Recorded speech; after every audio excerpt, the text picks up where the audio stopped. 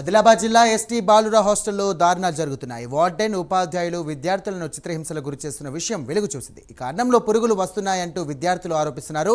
ఉదయం 5 గంటలకు లేవనందుకు కొంతమంది విద్యార్థులకు చితకబడ్డారు ఉపాధ్యాయులు. దీంతో కళ్ళ కింద ఎర్రటి దద్దులు వచ్చాయి. అయితే దీన్ని ఉపాధ్యాయులు సైతం సమర్థించుకుంటున్నారు.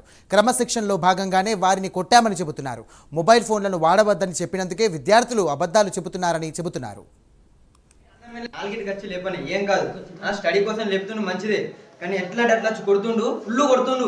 చిన్న పిల్లలను కూడా చూస్తలే. మొన్న అయితే కొడితే వాళ్ళ నాన్నకి పిలిచిండు, కానీ వాళ్ళ నాన్న రాలేదు. ఎట్లా అంటే కొట్టిండు. చిన్న పురాణం కూడా చూస్తలే, ఎట్లా అంటే కొడుతుండు. ఇంకా అన్నంలో పురుగులు వెళ్తున్నాయి. అన్నంలో పురుగులు సార్ చూపెడితేనేమో ఏం కాదు, తింటే తిను, లేకుంటే పడే అవసరం లేదని చెప్తున్నాను. మా నవదేవ్ ఏవైతే నైట్ అన్నం వెళ్ళలేదు సార్ దగ్గర పోతే కదా సార్ అంటుండు తింటే తిన లేకుండా పడే అవసరం లేదు. పూర్వం నైట్ నుంచి అన్నం తినలే, ఏం తినలేదు, ఎట్లా పండుగ నైట్ హాస్పిటల్కి తీసుకెళ్ళినా మేమైతే సార్ చెప్తే సార్ ఏం కేర్ తీసుకుంటలేడు. ఫుల్ సార్ ఏమనంటే కొడుతుండు, ఎట్లా అంటే కొడుతుండు. ఏమనంటే రండి ముంగటికి రండి కొట్టుకుందాం,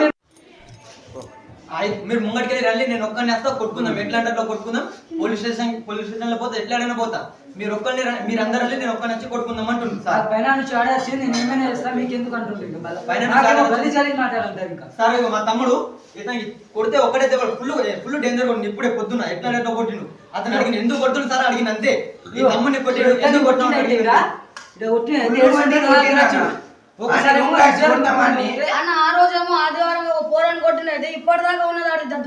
ఇప్పుడు దాకా కొడుతుండు, డైరెక్ట్ ఫుల్ కొడుతుండు సార్. రైట్, ఇదే అంశానికి సంబంధించి మరిన్ని డీటెయిల్స్ మా కరెస్పాండెంట్ చంద్రశేఖర్ అందిస్తారు. చంద్రశేఖర్, చెప్పండి, విద్యార్థులు చెప్తున్నది ఎంతవరకు వాస్తవం, అక్కడ ఉన్నటువంటి పరిస్థితులు ఎలా ఉన్నాయి, ఉపాధ్యాయులు ఏమంటున్నారు, వార్డెన్ ఏమంటున్నారు?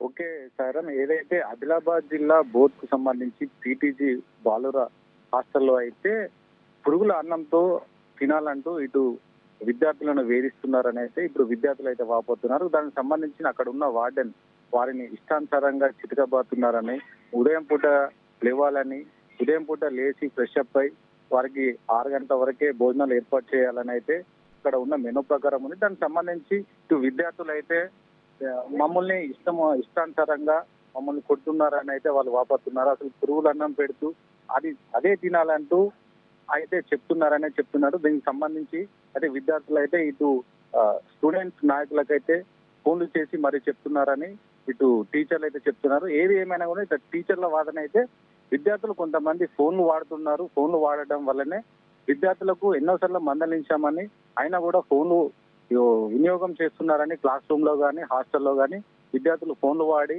ఇక్కడ ఉన్న సమాచారం విద్యార్థి నాయకులకు పంపిస్తున్నారనే నేపంతో అయితే ఇటు వారిని మందలించాను అని అయితే అక్కడ ఉన్న వార్డెన్ చెప్తున్నారు. ఏది ఏమైనా కూడా ఇటు విద్యార్థులు చెప్పిన దానికి ఇటు వార్డెన్ చెప్పిన దానికి దేనికి పొంతన లేకుండా పోయింది. ఏది ఏమైనా కూడా దీనిపైన విచారణ చేయించాలని ఇటు విద్యార్థి సంఘ నాయకులు కానీ కోరుతున్నారు.